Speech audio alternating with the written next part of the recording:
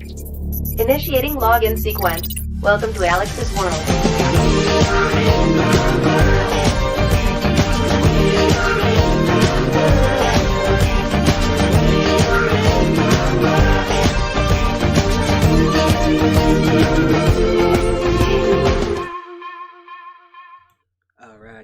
Alright. Welcome to Alyx's world, a safe space for wrestling fans like you. I'm your host, Alyx, just Alyx. This is the fallout to Survivor Series 2020, a show that I thought was very skippable. Not terrible, not good, just a nothing show that did nothing for anybody. And the less said about that, the better. If you want my thoughts on it, it's up. The review is up. Check it out. I implore you to watch that review and leave down your thoughts in the comments. But ultimately, I think what we're doing now is just looking ahead to the Royal Rumble. I'm already looking past TLC. Although I'm sure getting there will have a couple of things to talk about. But I'm not expecting anything noteworthy to come out of TLC. So your boy is already in WrestleMania season mode. I'm looking to the Royal Rumble. I'm looking to see who's being set up to win the Rumble, who WWE is trying to position to be someone to look forward to being a big player in that match. And in terms of where this Raw is going, I gotta say, I didn't hate tonight's Raw, because usually I come out of Raw with a visceral rage, just like, oh my god, why do I watch this? The first 30 minutes were, yeah, they were pretty bad. But after the first 30 minutes, it was alright. It was nothing too harmful. Actually pretty harmless. And we got a couple of good matches. Unfortunately, with Raw, having good matches isn't enough anymore, because it's 3 hours and a lot of the stuff on that show is a cesspool of crap. The few gems we do get doesn't quite make the crap Sunday all that appetizing. So we're going to do a quick, and I mean a quick, review of Raw, and then get into The Undertaker's one more round in review with Stone Cold Steve Austin on the Broken Skull Sessions. So, if you like what I have to say, and you want more, do me a solid favor. Like the video, subscribe, and click that bell to catch all my content and all my stuff when they come out.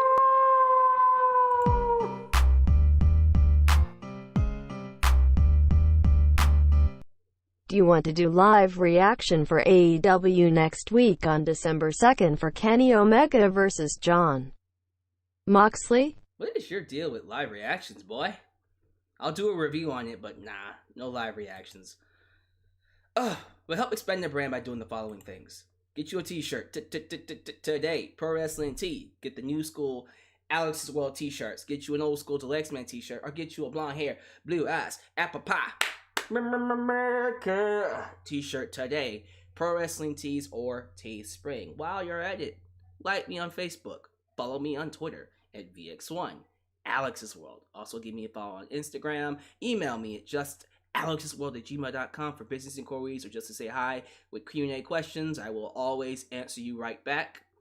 And follow the lead of Mr. Sam P. Boone and donate using PayPal, Patreon. And yes, Super Chats are officially on. Before we get to the live chat, big congratulations to the new Super Chat champion, Nickname Mai. Yes, the streak is over. Nickname Mai defeated Victor Velasco by no-show. Victor did not show up, and he couldn't defend his championship. So Nickname Mai busted through and pulled a Drew McIntyre and beat our Jeff Hardy, Aaron Sherwood. He came real close, but Nickname Mai had to remind everyone why he is the new King of the Mountain. Now, Nickname Mai will be defending his championship at the Royal Rumble, so he only has a good, 2 months? Yeah, he gets to be comfortable with that belt for 2 months. Will Victor Velasco appear to challenge him? I was told by 5-Star Heart that Victor could not make it last night. So that means when he does decide to show up, if he decides to show up, will he come back to reclaim his gold.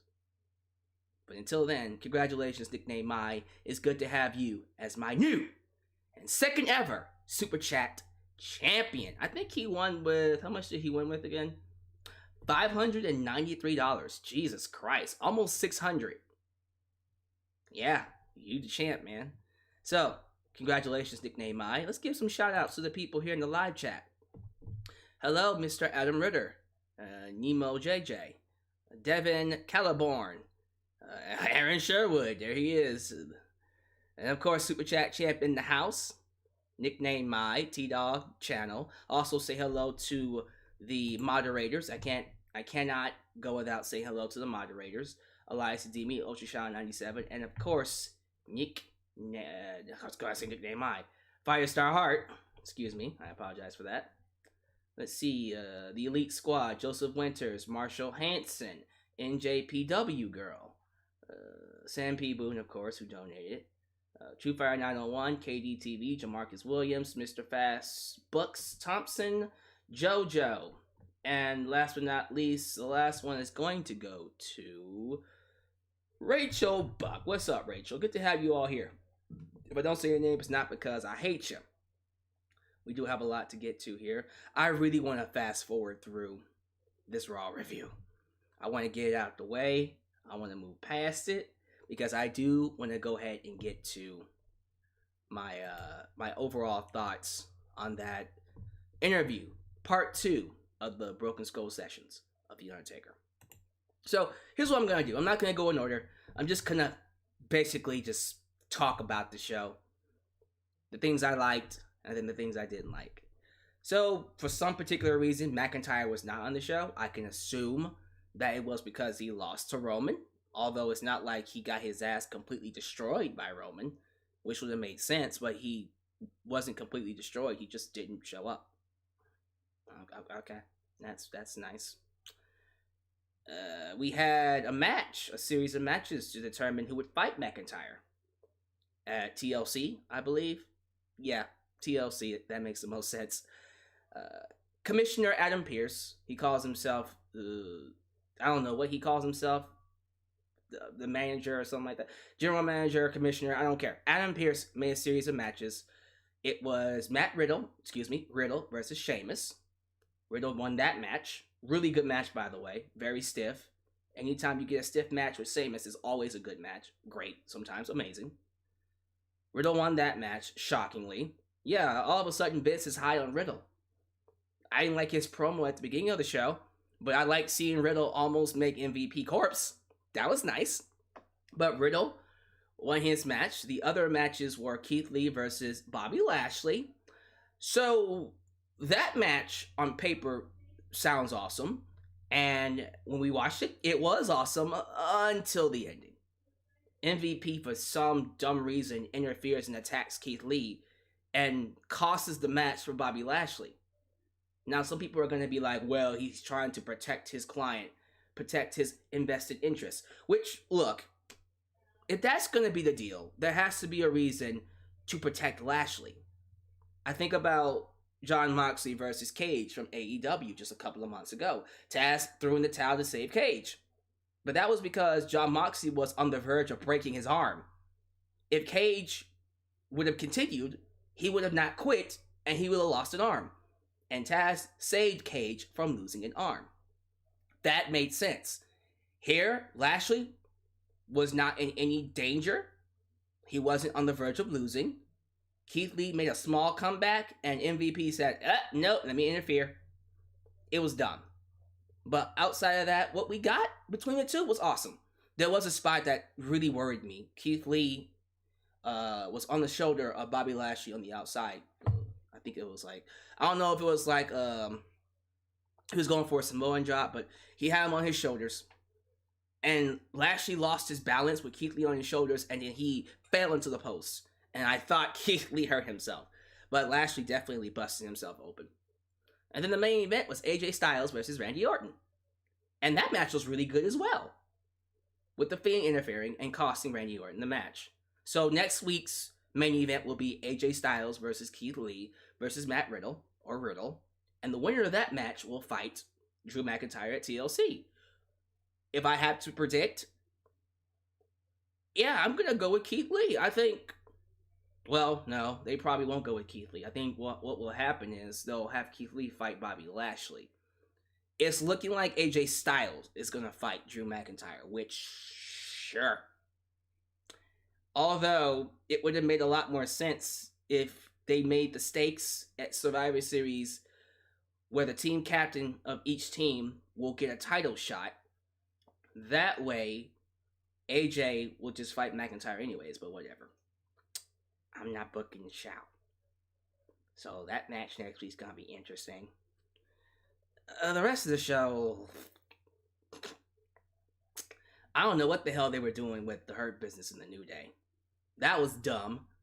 So they had a rematch for the tag team titles. I was sure Shelton, Benjamin, and Cedric Alexander was going to win those titles from the New Day. And then the match, for some reason, goes to a double count out. I think someone messed up. The referee ended up restarting the match after MPP said, hey, can you restart the match? And the ref said, sure.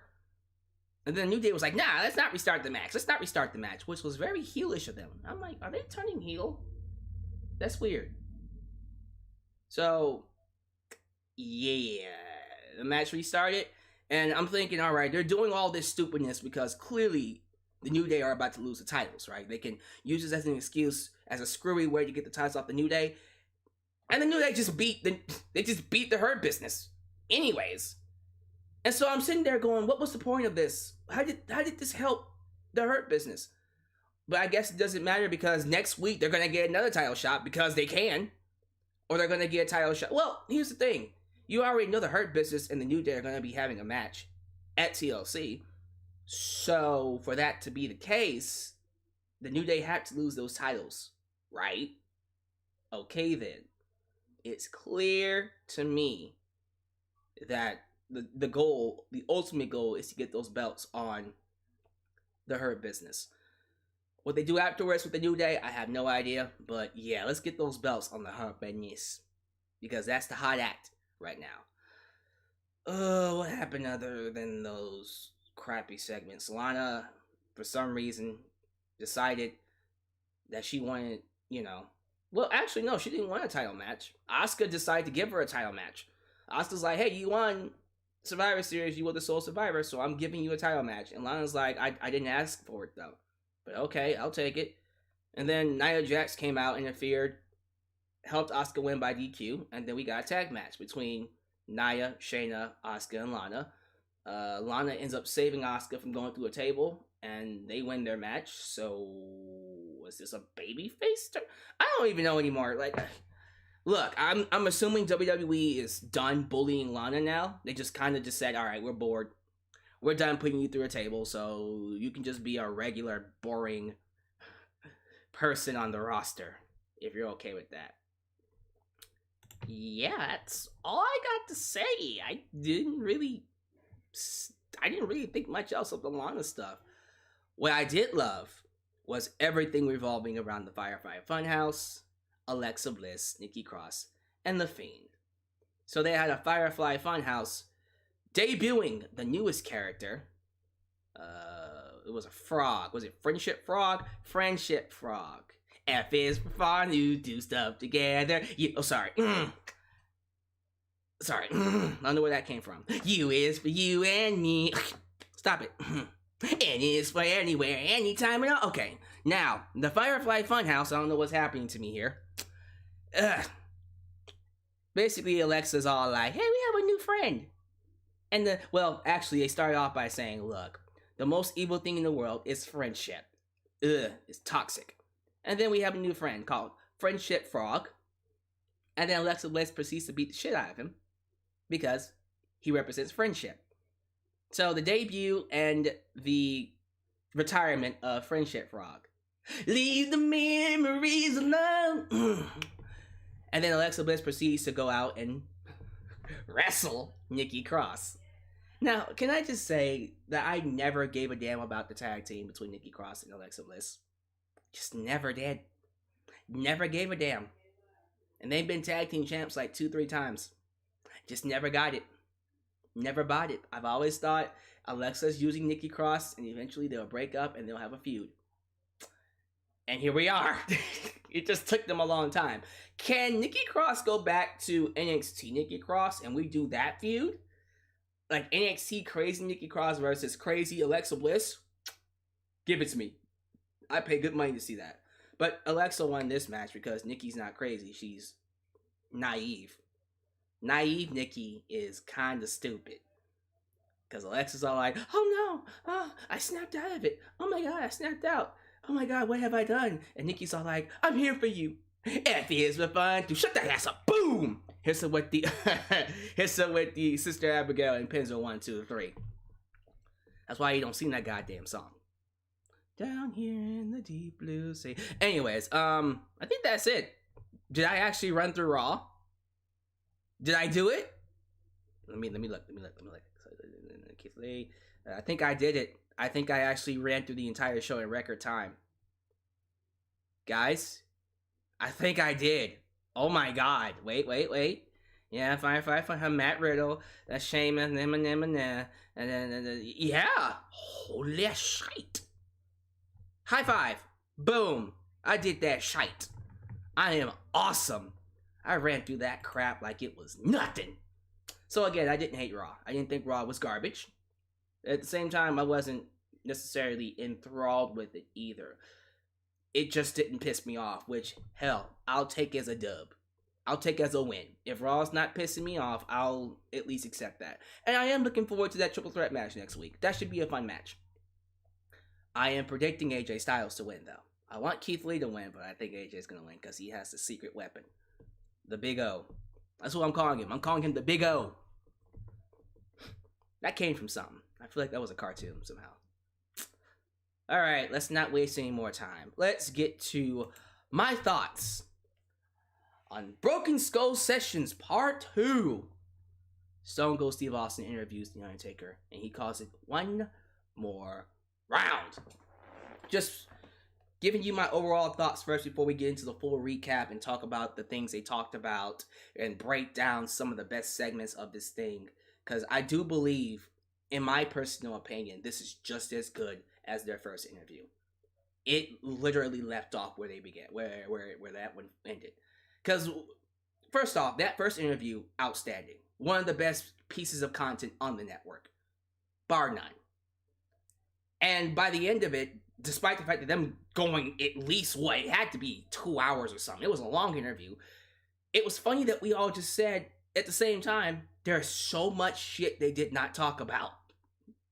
There is so much they just glossed over and didn't get a chance to get into. And we all said, yeah, they need a part 2. We need to get a part 2 because we didn't talk about Kane, he didn't talk about Mankind, he didn't talk about Shawn Michaels, he didn't talk about any of that. Here we are. Here is part 2. And they covered literally everything else. Literally everything else. So we're going to get into it. We're going to break down what they talked about. I'm going to give you my thoughts on what he said. And then I want you to give me your thoughts about it in the live chat, in the comments. Because I'm pretty sure this was a hell of a watch. This was a hell of an interview. And I want you guys to like this video as well. I currently see it's not that many people in here. It's about like 73.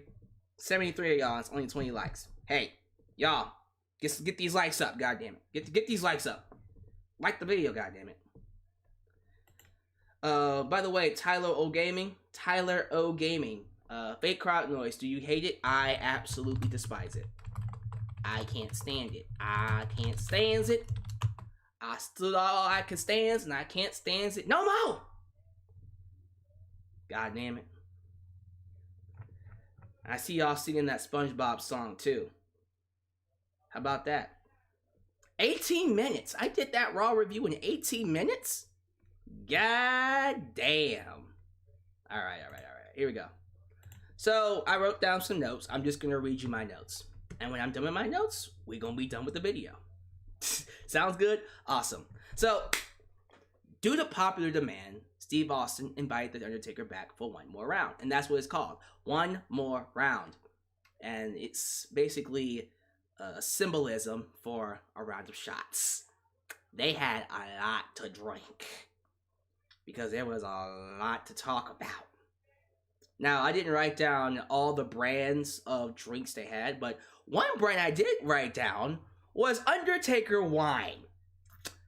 Where was this? I didn't know Undertaker had his own brand of wine out. What the hell? No, I'm not gonna hate on him whatsoever. But the last thing I think about when it comes to Undertaker is a brand of wine. So you'll have to excuse me if I just kind of chuckled at that for about 5 seconds and I went, whatever. Taker can have whatever the hell he wants. Steve asks Undertaker what he's been up to. And Taker responds with, nothing. And he's happy about that. Taker was busy promoting the Last Ride documentary. And now it's Undertaker's Appreciation Month, which he seemed somewhat embarrassed by, given the sheer amount of attention he's receiving. Because, and Taker does talk about this, he doesn't like it when people pull the wool from over their eyes and peek behind the curtain. He is day one kayfabe. Day one-ish kayfabe. And he even said, if he had his way, nah, I wouldn't have broken kayfabe whatsoever. He's not a fan of, DX and Alyx or any of them doing what they do. What about us? You gonna go get drunk on Undertaker wine, Alyx? I don't drink wine. That's not my thing. But it's still hilarious that Undertaker wine exists. I had no idea. I'm serious. Was I the only one? Was I the only one that didn't know about that? I think I might be the only person that didn't know about Undertaker wine. I feel kind of embarrassed about that, honestly. That's pretty goddamn hilarious. I'm not even ashamed to say that. But yeah, Taker really did go in on people who expose the business. He's not a fan of it. He hates it. If he had his way, it would have never happened. But you can't change what happened. It is what it is. Let's see. Steve asked Undertaker how it's been going from 30 years of kayfabe to now putting himself out there. Taker reveals that it's been easier, but there are still those moments where he second guesses himself since it doesn't feel natural to break that wall. He struggles with wondering if he should have kept it in. Like, as we've seen with the past year or so, ever since that first interview, Taker is now just laying it all out. He is no longer keeping it secret. He's come out as Mark Calloway. I am Mark Calloway. This is how I am. This is how I think. It is what it is. And for me personally, I think it's better this way. I like the fact that, look, dude, you're not going to be able to wrestle anymore. Those days of you playing the character everywhere 24/7, it might have worked for you 20 years ago. Not anymore. Like, people are too smart to the business. So I personally think for his brand, that him being himself and speaking up on certain things, whether it's political or not, or wrestling, especially wrestling, I think he should do a lot more wrestling talk. For real. Taker knows a lot. So much about storytelling that a lot of these other wrestlers just don't understand. You get me? So, for sure, I believe The Undertaker should embrace this new role as Mark Calloway, as the legend, a legend in the business, a mentor, if you will, that teacher to help bring this new generation up to his level or maybe a new level. I think that's where he fits, most likely. Let's see here. Steve Austin notes that he loves it since he's an actual human being and he has so many stories to share. Yeah, Steve Austin straight up said, dude, I like that you're coming out and being yourself. Because you have so much insight on a lot of things that nobody else has insight on. We want to hear what you have to say about this, that, and the other. Steve Austin wastes no time by bringing out the Jack Daniels. Okay, I did write that one down. Jack Daniels. I don't think I brought out anything else. They had like 3 sets of drinks. I don't think they had Undertaker wine though. Hashtag Undertaker wine. That's hilarious. Okay, Steve brings up how he's been asked recently about the Stone Cold character and notes he would flip the switch on and off or dial it up. So he asks, where is The Undertaker and where is Mark Calloway? And if he gets the two confused. Basically, Taker says, absolutely not. 90% of the time, I'm Mark Calloway. He tries to keep up with the look, but he's giving everyone Mark these days and comfortable with that. Because we all hear these stories about people like Vince McMahon, for example. Sometimes he gets so wrapped up in the TV character, I hear these stories where you actually get to see him play his character off the screen, and you don't know whether he's himself or he's playing a character because they're so intertwined. That's the downside of being yourself on TV and turning it up to 100. Sometimes the character just comes out naturally when you're living a regular day life. People like Stone Cold Steve Austin, Chris Jericho, even The Rock suffered with that because they're just being themselves. Of course, Triple H, of course, Shawn Michaels, CM Punk's another one. Those people who, because they lived their character for such a long time, it's just basically a part of them. That is them. With Mark Calloway, how he is off screen is not who he is on screen. Absolutely not. Completely different. In a sense. Let's see here. Steve brings up Taker's 30-year celebration and remembers his debut, then briefly reflects on knowing Mark prior to WWF and the Southern Territories and WCW, while pointing out it's still the greatest character of all time. Is Undertaker the greatest character in WWE history? I guess I wrote that down to just have that as a talking point. Thinking about it.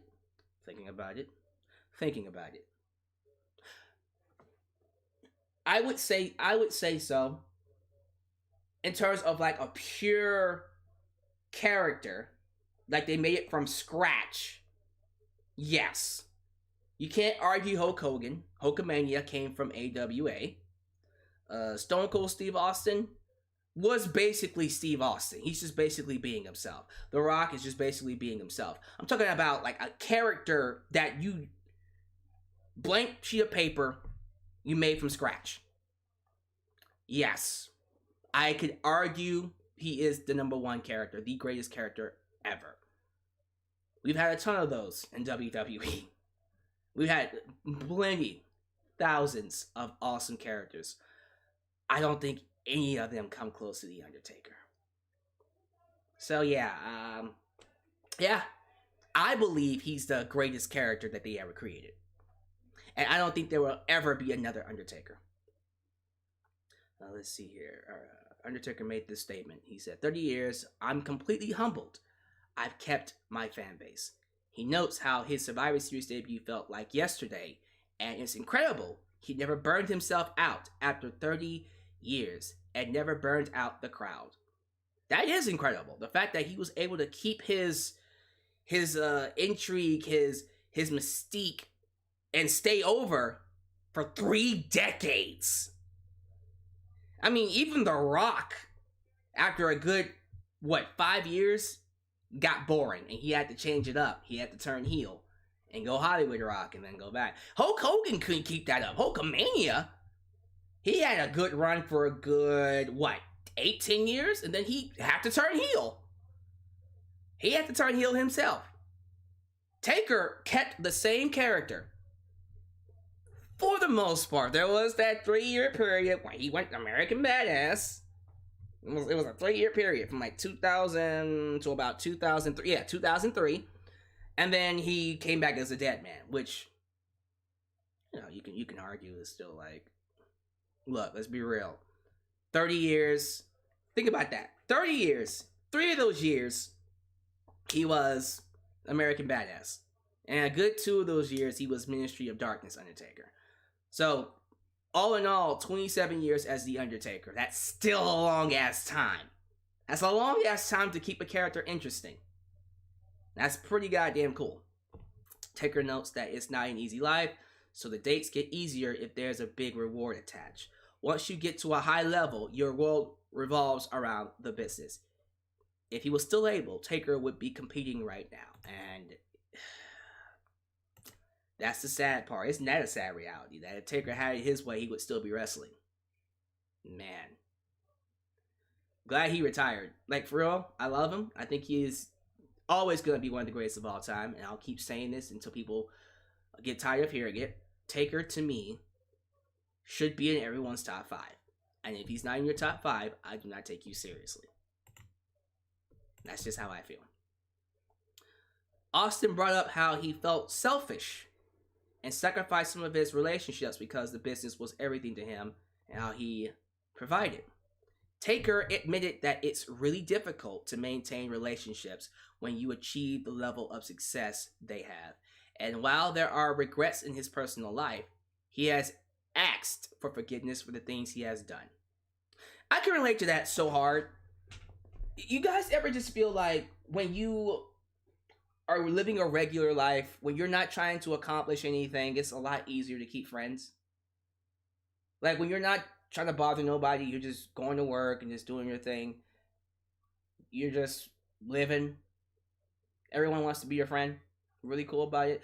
But the moment you step out and try to do big things and accomplish something that no one else has tried to accomplish before, how dare you try to go for a PhD? How dare you try to compete in a singing competition, compete for that acting gig, try to get a role, a movie role, or a Broadway role? How dare you go for that big promotion and start your own business? Like, you know what I mean? You see what I'm saying? Like, when you're doing something that's not the norm, suddenly those friends don't want to be your friend anymore. Because, he's not what I would do. He's not doing what I would want them to do. You want to know why they get that way? Because it makes them feel inadequate. Because now you feel like you are now that person they wish they were. They look at you and go, what am I doing to make it? Why can't I do that? And, I've been there. I have been there. I know what that feels like. Living the life that you want to live and not being forced into a square peg, the square peg in life. Sometimes it's hard to maintain relationships, but the friendships you do get from that life are real friendships. I can relate to that so badly. I did write this down. Taker made this quote: "You had to be totally committed to it. There's a lot of time I'm not going to get back from my children, but I hope that one day they appreciate the life that they were provided. It doesn't make up for the time I wasn't there, but I ask for forgiveness. I was blessed. I hope it works out for everybody." There you go. See, I don't know what that would feel like to be on the road for such a long time and not be around with your children, being able to raise your kids. You have to think about that. How's that going to play into people like Becky Lynch and Seth Rollins, who are both wrestlers at heart? So you already know, like, those two, you already know when they get back, they're going to be into this as well, and someone's going to be raising their child. They're going to have a nanny. Back to Austin and Taker, though. Austin asks if Taker was consumed by the business while at home thinking about storylines. Taker lived the gimmick, kept the gears turning, and was always eager to get back on the road. He didn't know what to do with himself during his day offs. Basically, he did talk about this. He would tell these stories where, because you're on the road 6 days out of a week and 300 days out of a year, there is no downtime. So when you do finally get a break, you're so used to your engine running, going from place to place and place to place and place to place. Now it's just like, okay, my engine is running, but now I'm supposed to just sit down and watch TV. Because that's the lifestyle you conditioned yourself to. Man, that's hard. That must suck. I know how that feels too. That used to be me. Where I had my hands in so many things. And this was back in like college. College, I was doing everything. I had my degree. I was in acting class. And then we had fraternity. I had church. I was leading the choir. It was. I did a lot. Oh my God. Jesus. When I thought about that, I was like, damn, that was a lot. Okay. And there were days where all of that wasn't happening. I was just like, okay, I gotta do something. Now I've managed my time a bit more, and I've been able to just kind of find that happy medium between, okay, work really, really hard during this period of time, but also rest. Okay, you gotta have that happy medium. Otherwise, when you do the work, you keep on keeping working so hard and so long, you'll crash. And when you crash, it is nasty. But yeah, moving on. Taker feels like something missing from the business. Something is missing from the business now. And he says it is the competitiveness of reaching the top of the card. When Austin was on top, everyone wanted what he had. Not everyone got there, but they tried.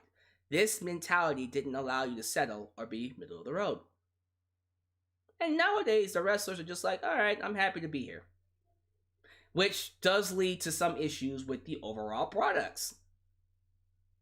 And I don't know about y'all, but that was part of the reason why I loved the Attitude Era, because it really did feel like everyone was competing with each other to get over. Who can get over the most this night? It really did feel that way. It felt that way from the mid-card, from the lower cards all the way to the main event. Val Venis, Godfather, Goldust, Lita, even the women. Then you had the Hardy Boys, Edge and Christian, the Dudley Boys, Chris Jericho, Kurt Angle, The Rock, Austin, Triple H, Shawn Michaels. The list just... There was so much. That was a lot. And then you had freaking Rikishi and Too Cool, and then you had Kai and Tai. Indeed. Remember Kai and Tai? If you don't, that's okay. We can be friends if you do. Oh my god, you had so much. Jesus, it was such a competitive roster back then. And if you slacked off once, you lost your spot. I didn't even mention X-Pac and Kane and the New Age Outlaws. Jesus Christ. We be here all day, y'all. Let's keep going. It was a completely different world. It was a completely different world. Nowadays, you still get those competitive people who want that spot. I think the last one that really wanted it was Becky Lynch. Becky was the last one that had that Attitude Era hunger. That hunger that said, I am going to be the best thing you see tonight. Everybody else is just happy to be there. Let's see. Austin revealed a custom championship belt that is inspired by the old winged eagle, while being all blacked out with some purple stitching and details. Austin joked that Taker can sign it and leave it with him, but Taker said, I'll probably wear it at the airport. This popped Austin since the two joked about how they ribbed guys about wearing their first belts to the airport. Oh, Lord. Lord have mercy. And that was another thing they did. People ribbing wrestling. I don't think we do that enough nowadays. Owen was the king of that. Owen Hart, by the way. Austin asked for Undertaker's thoughts on a championship belt. Taker said, honestly, it goes on the guy that's putting asses in the seats. Thank you. Championships don't mean anything anymore. It used to be that if you're making the most money, if you're winning the most matches, if you're the most over and the most popular, you get to be champion. That's how it used to be. Nowadays, they just give it to people like it's nothing. It's a prop. With Taker, it meant something. And in his mind, it still means something. But back then, the championship meant you were the guy. Nowadays, you can be the guy and not have a champion. Not have a championship. But yeah, Undertaker says, honestly, it goes on the guy that's putting asses in the seats. I like the old school mentality of finding that guy. And as long as that guy is riding that wave like we do, that's your guy. Because that's how business prospers. The one making all the money, give him the belt. Let him carry the company to the next level. Undertaker points out that when you think of a world champ, you think of Ric Flair or Harley Race. Oh, he's such an old school. That's how you know he's old school. Harley Race and Ric Flair. Damn. That boy went. He took it back. I was waiting for him to say Dusty Rhodes. For real. But yeah, I love those names, by the way. Good names. Austin brought up how the belt didn't necessarily make The Undertaker since he had 70. Yeah, Taker's like a 7-time world champ, right? 7, 8. I'm gonna say 7. He had like 7 times, but never required the validation. Taker agreed and felt no one really associates him with world champion, while being far more compelling when chasing it. A babyface monster champion is difficult to book. Yeah, that's true. Like, if I'm serious, I don't remember any of Taker's world championship one. I don't remember any of them. I know he won the belt. I remember the matches he won the belt in, but I don't remember any of his runs. I really don't. Interesting. And he's right. Like, he's a lot more compelling being a monster chasing after the belt. But he's never really someone that, you know, unless he's a heel, being a monster heel can hold the belt for a long time. And the only time they had a chance to really do that was Ministry of Darkness Taker. And I don't think they actually did that, though. I mean, they gave him the belt for like a couple of weeks and then lost it back to Austin. I gotta go back and watch that match, by the way. The first blood match between him and Austin. Oh, that was so good. God damn, I missed the Attitude Era. Anyways, Austin brings up the streak since they never went in debt about it last time. Let's see. Taker reveals the streak actually became a thing when he worked with Ric Flair. Yeah, that's true. WrestleMania 18, after he beat Ric Flair, he did the whole 10, and that's when it became a thing because Taker acknowledged it, and the streak became a hallmark of WrestleMania. From that point forward, they referenced it. Taker streak, Taker streak, Taker streak. What really solidified it for me was that match with Randy Orton. I think the match with Randy Orton was the point where we went, all right, this thing is alive. And it's a big deal now. That was the feud that really just, yeah, the streak is something. The streak means something. And then every year after that, it became WrestleMania. Let's see here. Austin Taker both believe Flair is the greatest of all time. Well, I believe it depends on your... it depends on when you started watching wrestling and what generation you grew up in. Yeah, like if you're Undertaker and Austin, Ric Flair is gonna be the greatest of all time for you because he was the man. He was that guy. If you're a wrestling fan like me that started watching during the Attitude Era, you're probably gonna think Hulk Hogan or Stone Cold Steve Austin's the greatest of all time. Well, Hogan, Austin, Taker, Rock, or Flair. You know what? You might still think Flair's the greatest of all time. But you also think about Shawn Michaels and Bret Hart and many others. That kind of go into that conversation. If you were born in the 2000s, you probably think Randy Orton or John Cena or Triple H. One of those three is the greatest of all time. If you were born recently, I don't know. I don't know. Oh, roast me. Lord, he's back. He's back. He's back. When of y'all roast this man? One of y'all roast this man for real. Like I would roast him, but I ain't got the energy. I ain't got the energy to roast him right now. But we'll definitely see what we can do. I'll let the live chat roast you. Apparently we got a new super chat coming. Don't make no sense. How you drifting finesse? You know it, you know. How you drifting finesse? Don't make no sense. How you drifting finesse? You know it, you know it. As the new champ, I would like to tell you, you are all B players. Nobody of you can even come close to me. The old champion, who? He ran away cowardly once he saw me stepping up. I am better than you and you know it. Oh man. Nickname Mai is calling out Victor Velasco. I'm gonna have to tell Firestar Hart that he's calling him out. Oh man. I'm just gonna say this real quickly and we'll get back to this, I promise. Nickname Mai, your championship defense at the Royal Rumble is going to be one of the greatest bouts in Super Chat history. It might as well be The Rock versus Stone Cold Steve Austin. It might as well be, hell, it might as well be Hulk Hogan versus Ultimate Warrior, or Hulk Hogan versus Ric Flair. It's gonna be an astronomical WrestleMania quality match. And the build-up, I'm excited about. The build-up is gonna be so goddamn good.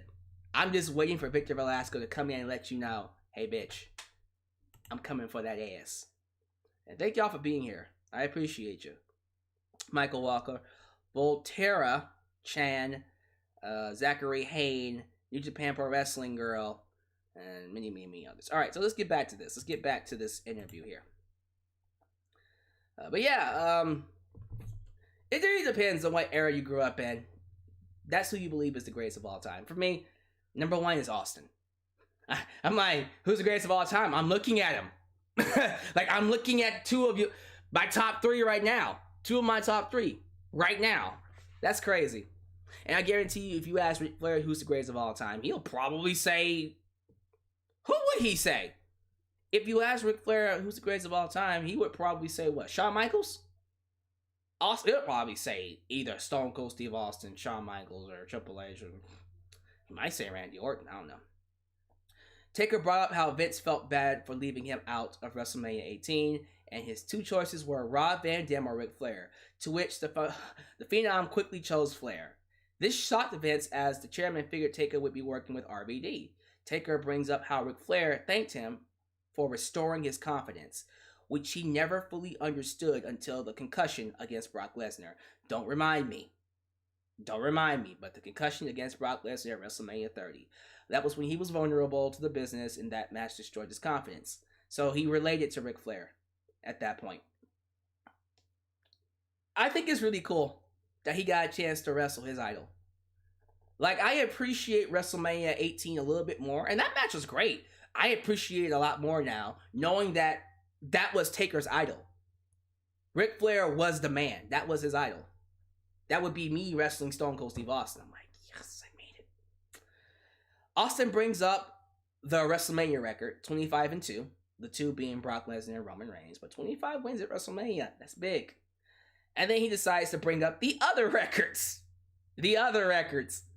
From the Legends. So Triple H is 10-13. He has a losing record. But that's a lot of matches at WrestleMania. God damn. That might be the most matches right under Taker, because Taker had 27. That's 23. Right under him is John Cena with 10-5. Cena only lost 5 times at WrestleMania. For real? Damn.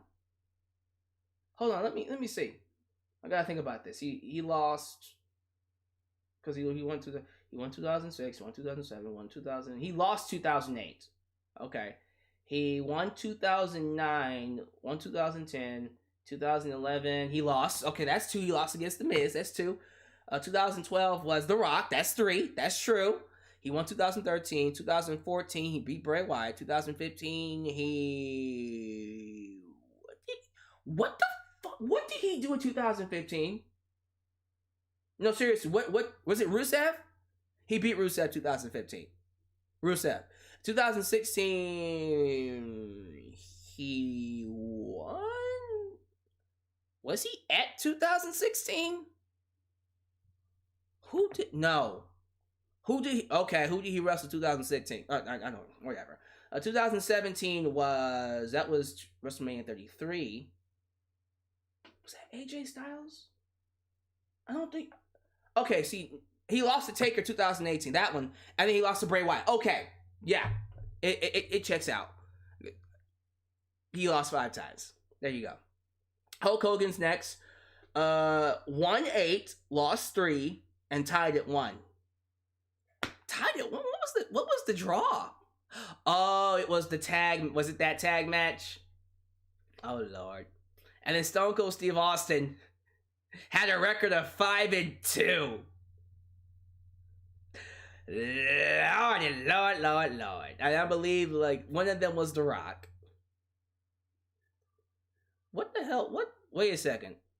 What was the other one? Because Bret Hart. The Rock and Bret Hart. That makes sense. There you go. Austin was like, that fucking sucks. I hate my record. 5-2. And I said he's the greatest of all time. Man, that's a winning record. What you gonna do about it, huh? Austin turns back to WrestleMania 30 and notes he had the audacity to ask Taker to do a podcast before the biggest match of his career. He then asked Taker, both professionally and personally, how he felt about the streak ending. Oh, this one was big. So this is where we finally get Taker's full, transparent thoughts on the streak ending. And believe it or not, it's exactly what we all thought it would be. Taker did not think Brock Lesnar should have ended the streak. No one thinks Brock Lesnar should end the streak. And here's what he said. I'm just going to read it word for word. Taker says, I always looked at it like I wanted to save it for somebody who needed it. If we were going to break it, it was for the right person. I personally didn't think Brock needed it. No one did. No one thought Brock needed it. Brock was made and had beaten me, so I don't think it would have elevated Brock much more. So that was my only question. When I got to the building that day, at that point, I was still going over. So the day of WrestleMania, he was still going over. The finish changed during the course of the day. He knew the second Vince walked in Taker's dress.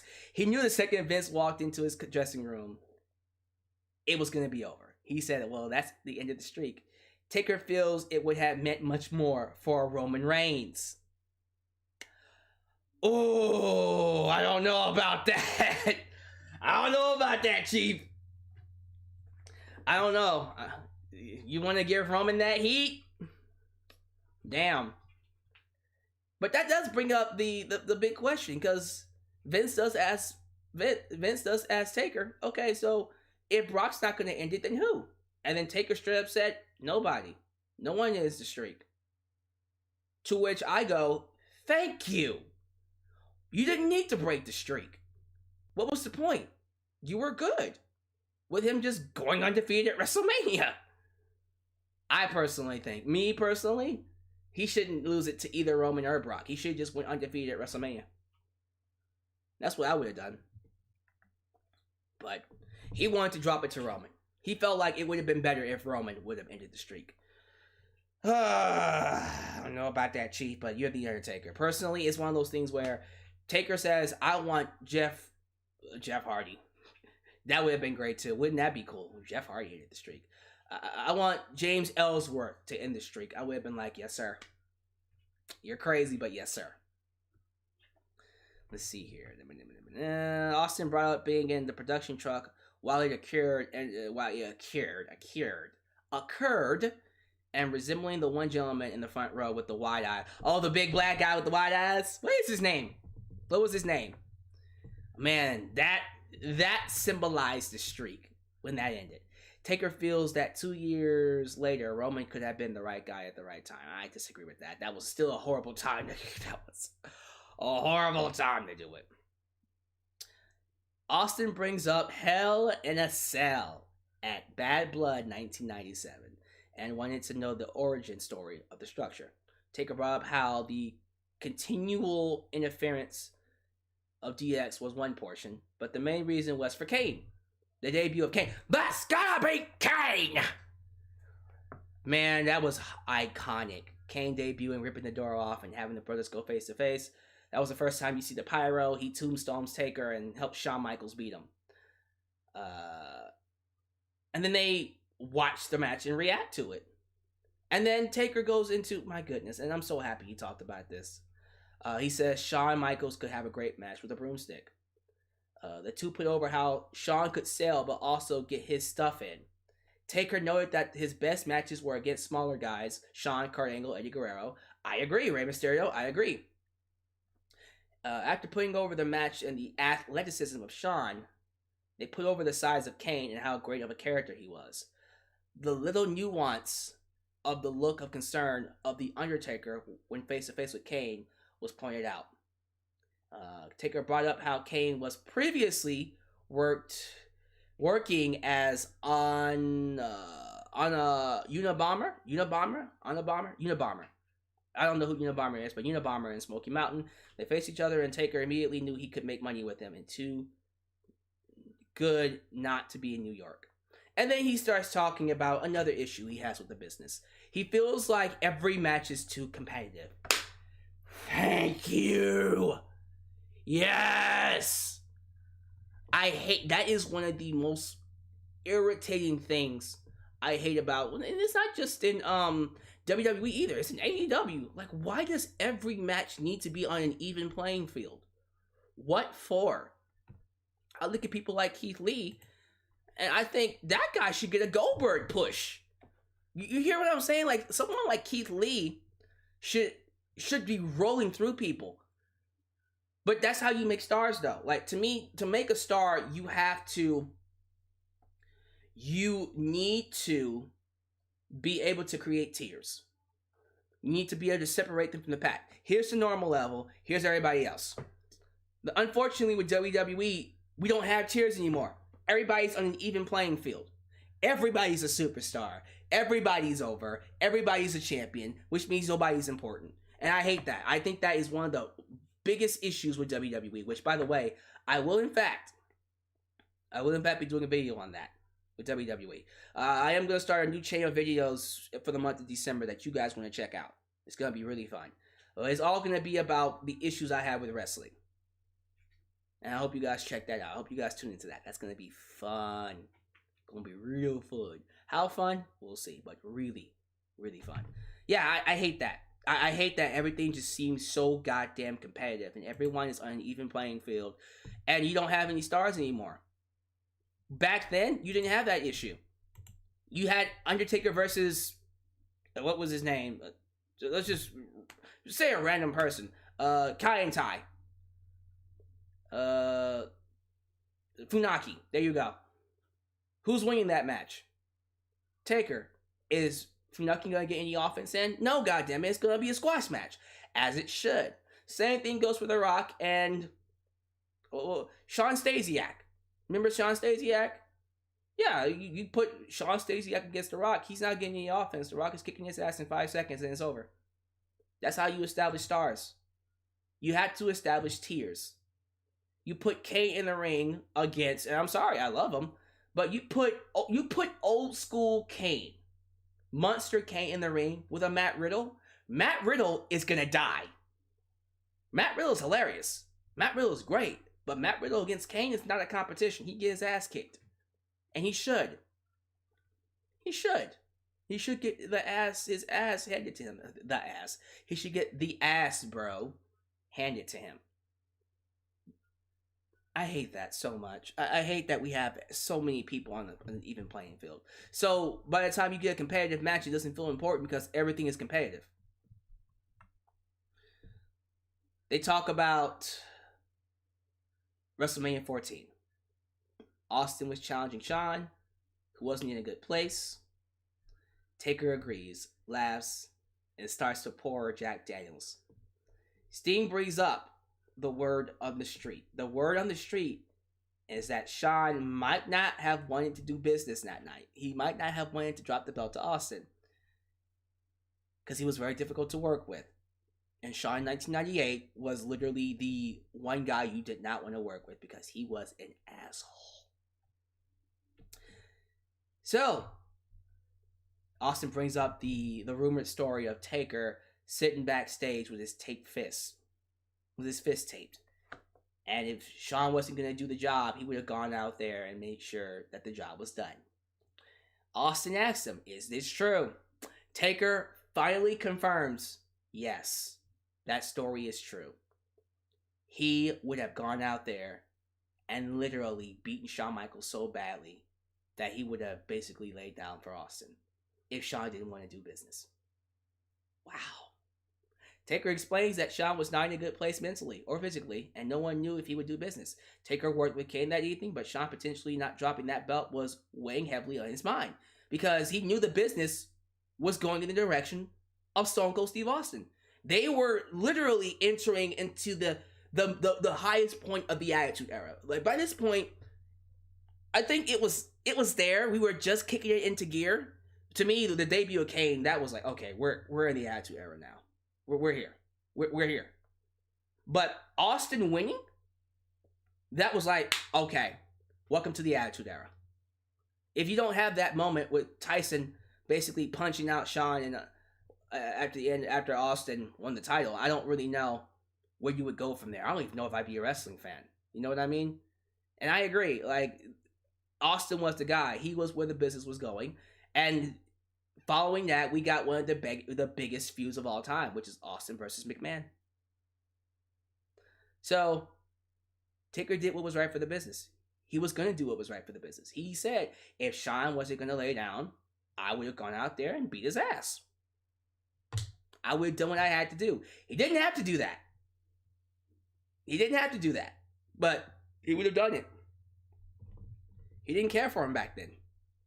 He would have beat the shit out of him and told him to lay his ass down. That's funny. But that's one of those rumor stories that you never got real confirmation from. You never really had anyone come out and say, that's true. But no, Taker finally came out and said, yeah, that's true. That is what's going to happen. That, my friends, that's pretty goddamn cool. All right, so let's go ahead and move on to the next one. That's a crazy story.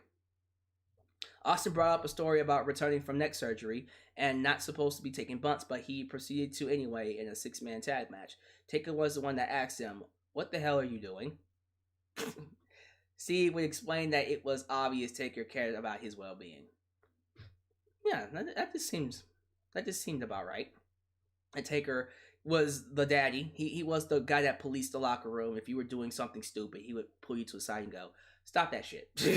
That just seems like the stuff Taker would do because he had that respect. Stop that shit. Going back to the rumored WrestleMania 14 story, Austin felt it was cool that Taker had his back since they were all in the trenches together. It was all about business, and Taker knew it had to happen since it was Austin's time. Yeah. He basically knew that everything revolved around Austin. Everything revolved around Austin. So if I'm going to make a lot of money, Austin needs to be on top. Period. See here, Austin brought up the screw job. Oh boy. The Montreal screw job. Survivor Series 1997. Bret Hart gets screwed by Vince McMahon and Shawn Michaels. Taker confronted Vince in the hallway and demanded that he go talk to Bret. But Vince was already on his way. But Taker let Vince know that's some bullshit. That was bullshit what you did to him. That was not cool. Austin revealed how shocked he was when Bret was screwed yet years later. Actually, that surprised me too. I'm like, wait, we never heard the side. What was the side of the story from the standpoint of Taker, Austin? We knew Mick Foley was very pissed off. Mankind Mick Foley, he was so mad he stayed home. He didn't go to work. He was very upset with what happened with Bret Hart. We don't know what everybody else thought. We know what Shawn thought. We know what Triple H thought. But what about Austin and Taker? Because they were there. They were there. And they both said that was bullshit. I guess they both thought he should have been screwed. But I always say this too. You can sit there all day and talk about that was wrong with what they did to Bret. I can't really say the business would be where it is if that moment didn't happen.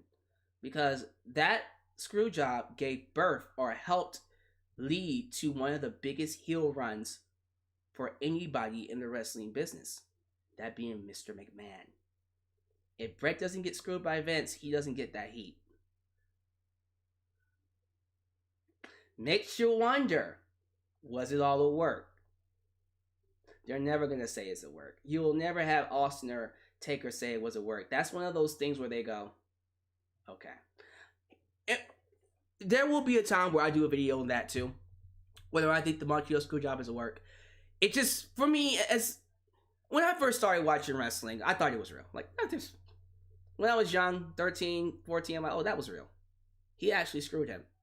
Like in real life. as I get older,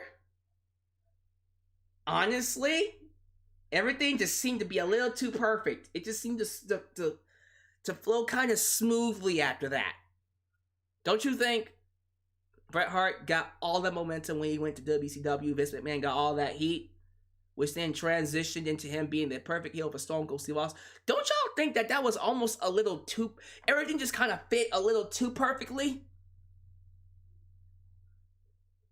Because I've seen screw jobs. It never works out that good. We'll talk about that in a different video. But yeah, Taker was actually upset with Vince. Why didn't you come to me? Why didn't you come to me, Vince? You know I would have happily done something with those two. You could have had me win the belt off of Bret and then drop the belt to Shawn, which further makes me think, that is interesting. That is interesting. Why didn't he go to Taker? You get what I'm saying? Like, why not go to Taker? You didn't have to do Shawn and Bret. You could have done something else. Taker starts talking about Bone Street Crew, which, by the way, I have no idea about. I didn't know anything about Bone Street Crew, but apparently it consisted of, and I want to get this right, it was a band of brothers. Taker noted that there was nothing political about them. Rodney, who was Yokozuna, is someone he missed daily and taken from us way too early. Godfather. And then, of course, you had Rikishi. That I didn't know. I didn't know Rikishi was part of that. That's pretty cool. Taker and Godfather first met each other in Memphis in the middle of the ring. Godfather was very green at this point, and so Taker slowed him down with a heavy chair shot and encouraged him to do things the easy way or the hard way. And they've been friends since. So basically, that is such a wrestler way of being friends. I'm gonna beat the living shit out of you, and we're gonna become big friends. We're gonna become best friends. That's usually how that works with wrestling. It's just people who are rivals who, you know, came up together, who respected each other, ended up being best friends. That's hilarious. That's funny. Oh man, what a time to be a wrestler. What a time to be a wrestling fan. Steve Austin brings up Wrestler's Court. Yes! I was very upset that they didn't touch this last podcast. I was like, how the fuck do y'all leave out Wrestler's Court? Everything else I understand, but Wrestler's Court? How do you miss that?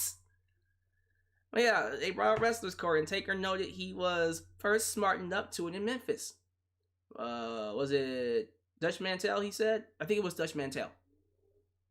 It was a thought that turned into a huge production in WWF. Taker turned into the judge because he was close with everyone and the most tenured. He had been there for the longest. Austin brings up a Teddy Long story, which Teddy himself approved could be shared. And Mae Young was involved. Oh, I wrote this down. This was hilarious. Teddy. Oh, Teddy. Holla, holla, holla. Tag team match, player. Holla, holla, holla. Do the Teddy Long. Do the Teddy Long, y'all. Holla, holla, holla. Teddy Long was brought up on charges. He came into possession of Viagra and started to sell them to the boys. It came out that he got them for nothing and was making a profit. So basically, he just got free Viagra and he was selling them for a profit.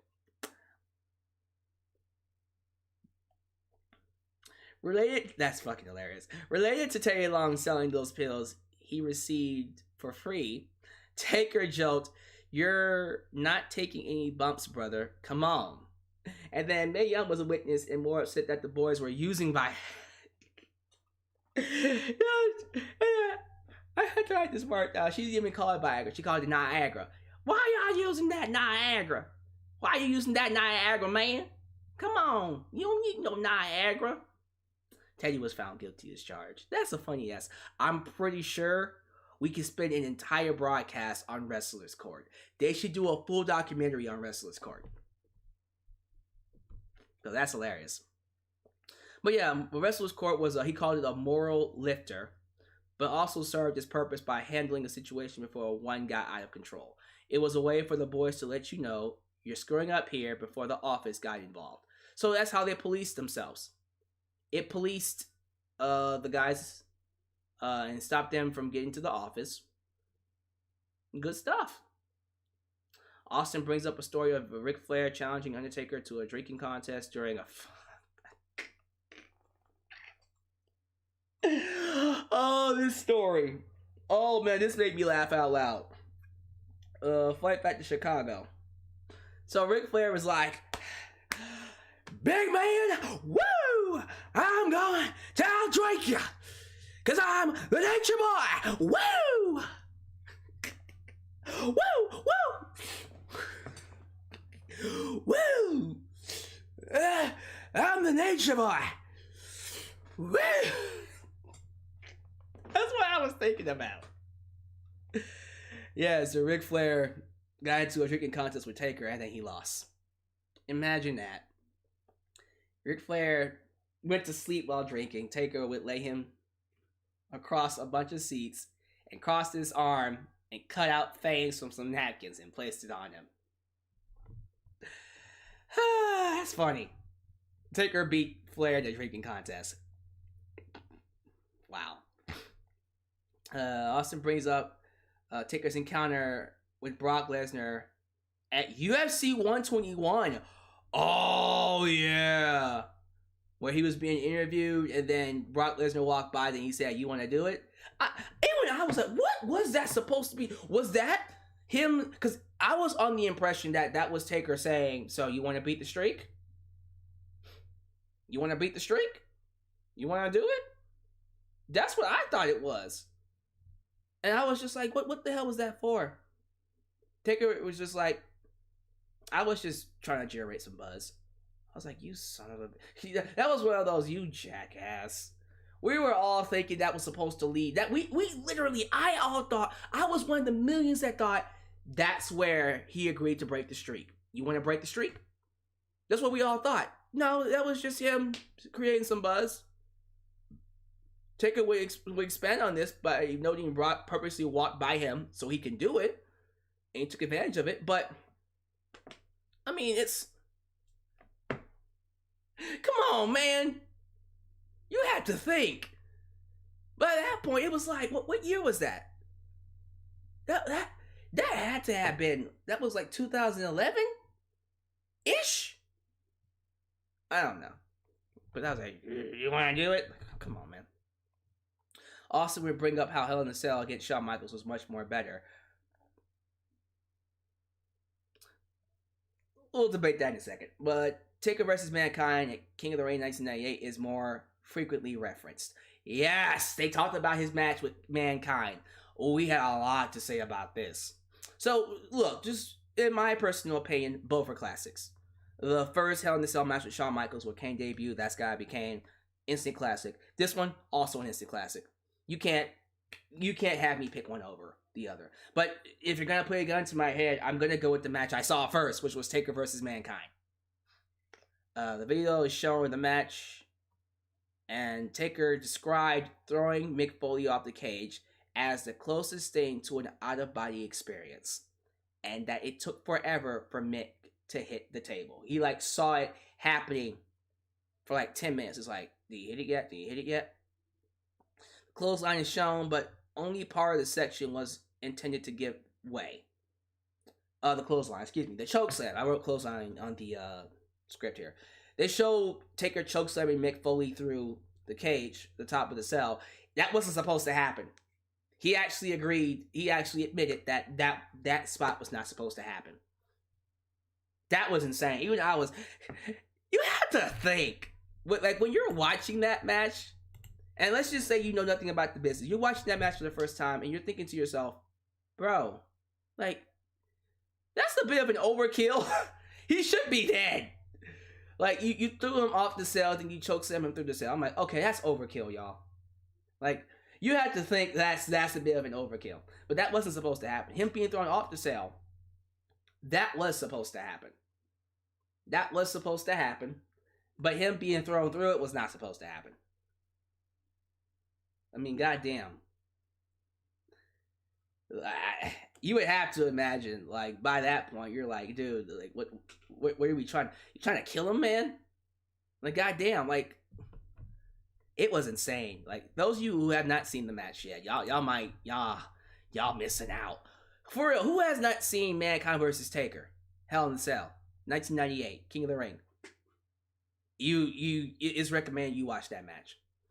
Taker stood on the support as opposed to the mess. Had he stood on the mess while Mech went through, Taker would have landed directly on top of him, and you probably would have killed him. Austin and Taker both put over Mick's professionalism and the subtle nuance of trying to kick out during the finish, because that's what he did with instinct. Austin shows a photo of The Undertaker standing over Mick from the top of the cell, top of the cage, with officials and Terry Funk treating him. All Taker was watching for is for Mick to move to ensure he was okay and not paralyzed. Yeah, I'm not gonna lie, I'm still to this day shocked he walked out of that match. There's a lot of things I'm still shocked Mick Foley survived. Like, if you really think about the shit that he put his body through, how is he alive? I will never know. That's why I say Mick Foley has got to be... Mick Foley is in my top 20. He has to be. Not just for his promo skills, but when you think about the hundreds of things that he's done to his body for the business, and you gotta put him in your top 20. Crazy. Let's see here. Austin noted remembering pieces of the match against Kane, which transpired immediately afterward. He said there was no way we were topping that match. You weren't going to follow that match. You just weren't. Oh, this was a good one. I'm glad I brought this up. Elimination Chamber 2010 footage was shown with The Undertaker getting burned on the stage. I might have to go back and re-listen to this one. This one's juicy. This is one of my favorite stories of the entire broadcast. And we talked about Shawn. We talked about Mankind. We talked about the Montreal Screwjob. We talked about Kane. This was one of my favorite parts. So, as you all know, during Chamber 2010, Undertaker was burned during his entrance, during the pyro entrance. He get burned. Austin watched this live, but pointed out how he could have been killed. Yeah. Taker managed to stay in character, yet adrenaline was running through him. So, yeah, the adrenaline was running through him, so of course he didn't necessarily feel the pain all that much, but he know he got burned. He felt it after it went down, though. I know that. Taker was forced to sit in the pod for 20 minutes and then compete for another 20 minutes. All he could smell was burnt hair and flesh and witnessed his chest bubbling up. Oh, God. Taker revealed he's pretty forgiving and understanding, but understandably wanted to kill the pyro guy. Yeah. Because a few weeks prior, Taker had a conversation with the pyro guy and brought up his concerns over how close the bursts of flames were to him. This pyro person dismissed the concerns. Oh my goodness. Yo, that's a near-death experience, y'all. Taker switched to the Duster style coat as opposed to the Hellraiser inspired coat so the fans could see the championship belt. This decision occurred minutes prior to the burn. Going back to the incident, the left burst forced Taker to turn to his right, and he was burned once that burst went off. Fortunately, he had the presence of mind to move forward. He could see his right sleeve and hat on the fire while attempting to remain in character. Oh,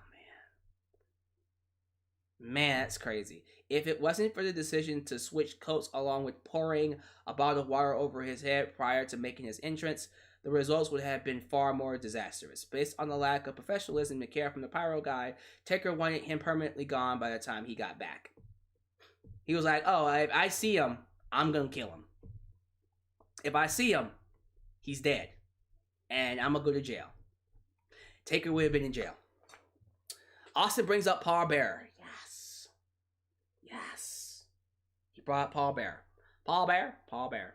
Apparently, Percy Pringle, that's Paul Bearer's real name, he was managing Taker since his run as Texas Red. Oh my god. That's when he was green as goose shit. Yeah, Taker noted that two of his proudest moments include taking an ass kicking from Brody and Harley Race asking him to be his tag team partner. Wow. It was Rick Rude who told Vince about Percy Pringle. Once Vince and Percy met, it was revealed that he had a degree in science. Wow. Okay. They were searching for a manager for Undertaker, so this worked out perfectly. It was truly meant to be. Because of Paul's legitimate background, he provided Undertaker with such insight into death and burials. It was the perfect contrast of energy. They just basically put over Paul Bearer. Man, I miss Paul. People don't give him enough credit. How do you have a top 10 greatest managers of all time list and not have Paul Bearer on that list? You get what I'm saying? You kind of have to have Paul Bearer on that list. The Last Ride documentary, they talked about this. They, brought it up, and Austin asked if the process was a relief. Steve loved it and felt it provided fans with valuable insight. The Undertaker was extremely proud of the documentary, and it started with him wanting footage. He originally believed the match against Roman was going to be it, so he thought, yeah, this is it. The purpose was to chronicle interactions with talent and to document his mindset. And then it ended up stretching for 3 years. And then it ended up becoming the greatest documentary that the WWE, that the WWE produced. Austin asked if the camera crew shadowing him was intrusive. Taker had to work through it like, oh, god damn it. Why are y'all here? There were moments where a camera was over his shoulder and he immediately forgot they were around. His mindset was protect, and suddenly he had to let his guard down. Once he got comfortable with presenting himself to the audience, it was much smoother. He also didn't want people to feel sorry for him or other wrestlers because he loves the business and has no regrets. He wanted the audience to understand why he loves the business so much. Oh man. And then they talked about the Boneyard match. Fucking awesome. Taker basically tells them that, look, the next best and we all said this, the next best wrestler to fighting him at WrestleMania, next to Shawn Michaels. Shawn Michaels was the best one. We all agree that Shawn Michaels gave him his greatest match of all time. I agree. All of Taker's best matches came from Shawn Michaels. The next best wrestler was AJ Styles. Period. And he was training hard to have a match with him at WrestleMania. They were going to have a match at WrestleMania this past year. But then COVID hit. And that turned into the Boneyard match, which is a classic. I thought that was a freaking outstanding match. But Taker did talk about his body being in a lot of pain because it was being shot for weeks. They shot that match for weeks. The filming of the match took place for hours. While they didn't take a lot of crazy bumps, they took place on the ground. Taker revealed that physically it was difficult, but emotionally it was just as hard because he lost his brother. His brother passed away. He was able to soldier it, but yeah, that was hard for him. He lost his brother. But like a lot of people, Austin fell in love with the Boneyard match and suggested that the match came together after their initial conversation on the Broken Skull sessions, with AJ reaching out about a match. AJ called him, "Can I have a match with you?" And Taker said, "Well, I gotta wrestle you now." That's the one guy that he wanted to work with. And they were able to make it personal. Because he basically called him out as Mark Calloway. It's Mark Calloway. I don't know who that is, but Mark Calloway. And made fun of his wife. And he was able to make it personal. And it was great. Yeah, definitely. If there's a top 10 matches of the year list, I'm putting that on there.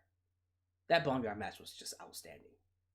Austin references Undertaker knowing that the cowboy has ridden off into the sunset. Taker is okay with it only because he can't physically do it at the level that he wants to perform at. I'm happy that he's finally admitting that. If it were up to him, he would still be doing it. He would wrestle forever. he came to a place in life where he can't go out and half-ass it anymore. He has more respect than just to make an entrance. He'll choke Seb in a tombstone. It's disrespectful to the all. Yeah, it is. He doesn't want to do that anymore. He shouldn't do that. He's finally at the point where he doesn't need it, and he has the passion to do it, but he doesn't have the tools to make it happen. Taker was asked about saying goodbye at Survivor Series, which he revealed will be difficult. What is your legacy, and are you satisfied? That's the final question. Here's what Taker said. I'm definitely satisfied. Pause. He better be. That's one of those things as a perfectionist like me. We're hardly ever satisfied with anything, but the fact that he can finally go, yeah, I'm good. That means a lot. I think I can walk away from this business knowing that I did things the right way, that I never had to stab anybody in the back. I think that I have the respect of my peers, and that's the biggest thing with me. Having the respect of my peers and knowing that whatever the situation it was, it was always what was best for business. He hopes the fans understand how much it meant to be the Undertaker for them. If he physically couldn't do it, he could hear the gong and then turn it on. Basically saying thanks to the fans and everything that they've done. And then it ended with a shot of Austin being hung on the crucifix. So, that is the broadcast. So, there's one piece of his career he didn't talk about. Just one. They didn't talk about the Ministry of Darkness Taker. Why are we avoiding that? I want to hear it. Now we gotta do... No, I'm joking. Now we can't do a part 3. They should really have him come in and talk about that run. That to me, that was one of Taker's best runs. Ministry of Darkness, hanging people by a cross, kidnapping Stephanie McMahon. Like, those are some of Taker's best character moments, best just everything. I don't know why he didn't talk about that. That one was kind of glossed over. He hit everything else. They really did hit everything else, but they just didn't talk about that one. That was interesting. Outside of that, though, just as good as the first one. I love this. I thought this was excellent.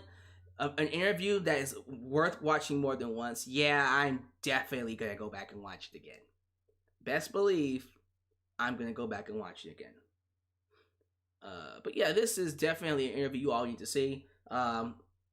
If I had to give this a grade, I'd give it an A+. It's another one of those...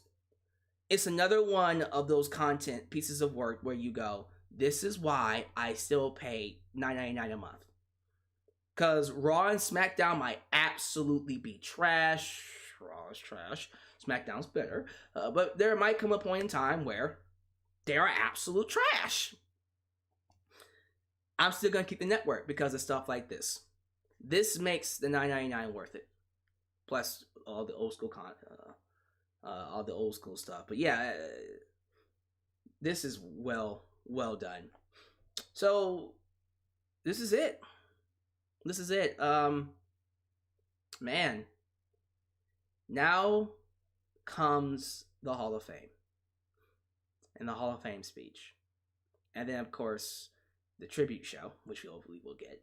I do want to end things real quickly by talking about my reaction to the Survivor Series Final Farewell. I already did a video on it, by the way. Please go watch that video if you haven't seen it. But I do want to kind of give my concluding thoughts on it because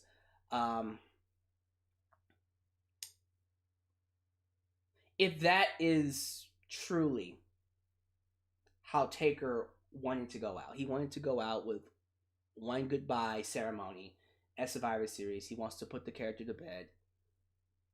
I'm going to respect it. I will never, ever, ever sign on to the fact that that was the best send-off we can give him. It wasn't. You will never, ever hear me say that was the best that they could have done. During a pandemic, probably. But period, no. It was not the best they could have done.